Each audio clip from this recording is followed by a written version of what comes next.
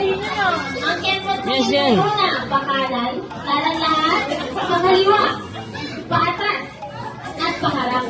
Yan. Ulit-ulit, pakanan, pakaliwa, paatas, at paharap. Ay, yung apat na steps na yan ay gagawin ninyo ng 4 na beses mga sir. At sa 4 na beses na yun, pababa kayo ng pababa. Pababa ng pababa. Para so mga sir, meron po tayong dalawang instruction po. Kapag po kayong 5 ay hindi nagkasabay-sabay, sisigaw ang mga guests ng ulit. Ano po yung sisigaw?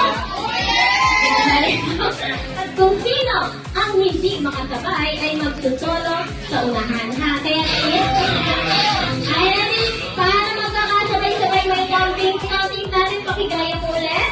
1, 2, 3, 4, 5, 6, 7, 8. Ganun lang din kabilis Ganun na. 1, 2, 3, 4, 5, 6, 7, 8. And pababa ng pababa. Okay, ready? So, syempre dahil lahat kayo ay mga lalaki, may music tayo para dyan. Yan, gentlemen.